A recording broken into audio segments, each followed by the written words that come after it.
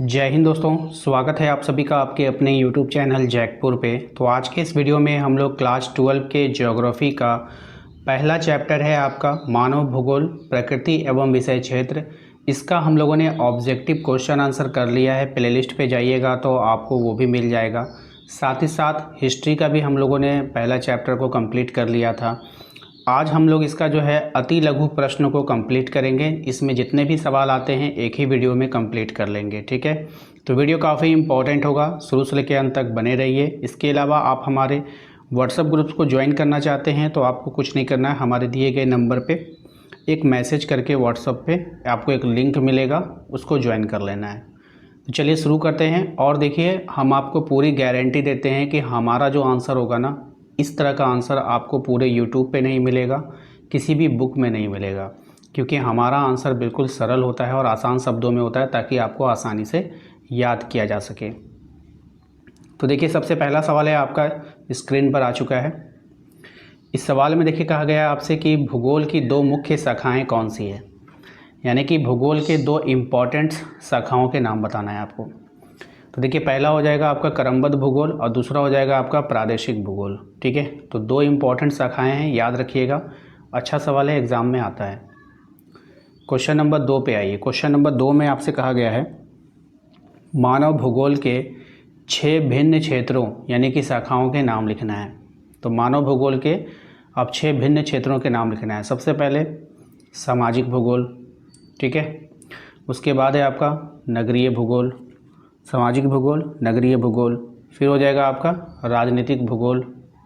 इसके बाद है आपका जनसंख्या भूगोल और फिर हो जाएगा आपका आवास भूगोल और फिर होगा आर्थिक भूगोल। तो कुल 6 हमने आपको बता दिया है, आप भी इसको अच्छे से नोट कर लीजिए। क्वेश्चन नंबर 3 में देखिए कहा गया है कि मानव भूगोल के उपागमों का नाम लिखना है आपको, ठीक है। तो क्या क्या हो जाएगा, देखिए, पहला है अन्वेषण और विवरण, ठीक है। दूसरा हो जाएगा प्रादेशिक विश्लेषण और तीसरा होगा क्षेत्रीय विश्लेषण, ठीक है। चौथा होगा स्थानिक संगठन और पांचवा होगा मानववादी विचारधारा, ठीक है। तो ये हो गया तीसरा सवाल भी कंप्लीट। क्वेश्चन नंबर 4 में आते हैं। इसमें कहा गया आर्थिक भूगोल के 6 उप क्षेत्र कौन से हैं। तो आर्थिक भूगोल के 6 उप क्षेत्रों के नाम आपसे अगर पूछ लेगा परीक्षा में तो वो क्या क्या होगा। देखिए, संसाधन भूगोल हो जाएगा, कृषि भूगोल होगा, उद्योग भूगोल होगा, ठीक है। और उसके बाद होगा विपणन भूगोल होगा, पर्यटन भूगोल होगा और अंतर्राष्ट्रीय व्यापार का भूगोल होगा, ठीक है। तो कुल मिलाकर के इतना आंसर हो जाएगा। आइए क्वेश्चन नंबर आते हैं हम लोग 5 पे। क्वेश्चन नंबर 5 में देखिए कहा गया आपसे कि बताइए नवनियतिवाद से क्या अभिप्राय है। क्वेश्चन है आपका नवनियतिवाद से क्या अभिप्राय है। देखिए, नवनियतिवाद का मतलब है प्रकृति मनुष्य को बहुत से अवसर देती है। हमारा जो प्रकृति है वो मनुष्य को बहुत सा अवसर देती है, लेकिन मनुष्य उनका उपयोग एक सीमा तक ही कर सकता है। इसलिए मनुष्य को प्रकृति के साथ संतुलन बनाकर काम करना चाहिए। अब जैसे मान के चलिए, प्रकृति ने मनुष्य को बहुत सारे पेड़ पौधे दिए, तो क्या सारा पेड़ पौधे को काट देना चाहिए। मनुष्य अपनी आवश्यकता के लिए सारे पेड़ पौधे, पृथ्वी पर जितना पेड़ पौधा है सबको काट देगा। तो अगर वो सारा को काट देगा तो होगा क्या, ऑक्सीजन की कमी हो जाएगी, सारे लोग क्या हो जाएंगे, मर जाएंगे। तो प्रकृति ने तो दिया तो बहुत कुछ है, लेकिन उसका आपको संतुलन बना करके ही यूज़ करना होगा, ठीक है। ऐसा नहीं है कि अंधाधुन यूज़ कर रहे हैं। आइए क्वेश्चन नंबर 6, जीन्स ब्रूस क्या है, जीन्स ब्रूंस। यहाँ पे थोड़ा सा स्पेलिंग में ये हो गया है, यहाँ पे जीन्स है, ब्रूंस होगा, बुर्श नहीं होगा, ठीक है। यहाँ पे ध्यान दीजिएगा, इस तरह से है स्पेलिंग, ठीक है। इसमें 900 संयुक्त है, ठीक है। ब्रूंस, जीन्स ब्रूंस द्वारा बताए गए मानव भूगोल के 6 प्रकारों की आवश्यक तत्व कौन से हैं, ठीक है। आइए, तो उसके 6 जो आवश्यक तत्व हैं वो कौन से हैं आपको बताना है, ठीक है। तो पहला क्या आ गया, मकान, सड़कें, कृषि, पशुपालन, ठीक है, पौधों और पशुओं का विनाश और खनिजों का उपयोग। तो ये है जीन्स ब्रूंस के द्वारा बताए गए मानव भूगोल के 6 प्रकार। के आवश्यक तत्व। ठीक है, क्वेश्चन नंबर 7 में आते हैं। इसमें कह रहा है कि आमूलवादी विचारधारा क्या है, जिसको हम लोग रेडिकल भी बोलते हैं। ये सवाल भी अच्छा है, इम्पॉर्टेंट है, परीक्षा में आता है। तो अमूलवादी विचारधारा के अनुसार समाज की गरीबी, असमानता और समस्याओं का मुख्य कारण पूंजीवाद है। यह विचारधारा सामाजिक समानता पर जोर देती है। क्या करती है? सामाजिक समानता पे जोर देती है। ठीक है, क्वेश्चन नंबर 8 पे आते हैं। कह रहा है कि नियतिवाद क्या है।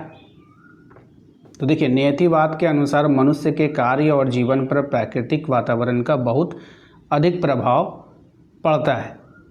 ठीक है, क्वेश्चन नंबर आइए हम लोग आते हैं 9 पे। क्वेश्चन नंबर 9 में आपसे कहा गया है कि रेडजल के अनुसार मानव भूगोल क्या है। तो रेडजल के अनुसार मानव भूगोल मानव समाज और पृथ्वी के बीच संबंधों का क्या है? अध्ययन है। क्या है? मानव भूगोल मानव समाज और पृथ्वी के बीच संबंधों का अध्ययन है। बस इतना ही आपको लिखना है। क्वेश्चन नंबर 10 पे आइए। क्वेश्चन नंबर 10 में देखिए आपसे कहा गया है कि मानव भूगोल को परिभाषित करना है कि मानव भूगोल होता क्या है। देखिए, मानव भूगोल वह विज्ञान है जिसमें मनुष्य और उसके प्राकृतिक वातावरण के बीच संबंधों का अध्ययन किया जाता है। ठीक है, बहुत ही आसान है, याद रहेगा। तो मानव भूगोल वह विज्ञान है जिसमें मनुष्य और उसके प्राकृतिक वातावरण के बीच जो संबंध होता है उसका क्या किया जाता है? अध्ययन किया जाता है। ठीक है, तो ये आपका शॉर्ट में आंसर हो गया, इसको याद कर लेना है सभी को। क्वेश्चन नंबर आते हैं 11 पे। इसमें कह रहा है आपसे कि संभववाद क्या है। बहुत ही अच्छा सवाल, एग्ज़ाम में कई बार पूछा गया सवाल है। तो देखिए, संभववाद के अनुसार मनुष्य अपनी बुद्धि, ज्ञान और तकनीक की सहायता से प्रकृति के अवसरों का उपयोग करके अपना विकास करता है। क्या करता है?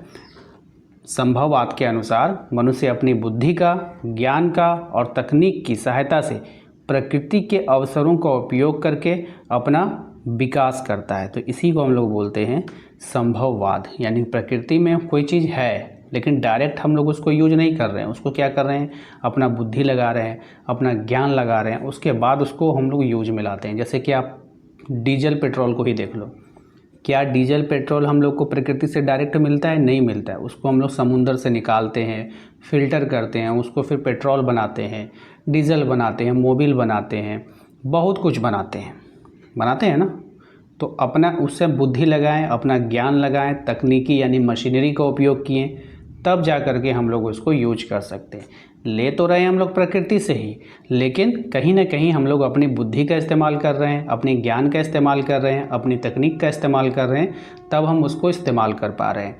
तो उसी को हम लोग क्या बोलते हैं? संभववाद बोलते हैं। ठीक है, तो आशा करते हैं कि आप लोगों को आज का ये वीडियो पसंद आया होगा। लाइक करना है, चैनल पे जो लोग पहली बार आए हैं सब्सक्राइब कर लीजिएगा, घंटी वाले आइकन को प्रेस कर लेना है। इसके अलावा आप हमारे व्हाट्सएप ग्रुप को ज़रूर ज्वाइन कीजिएगा, आपको दिए गए नंबर पे मैसेज करके ज्वाइन कर लेना है। ठीक है, चलिए मिलते हैं नेक्स्ट अगले वीडियो में। Thank you.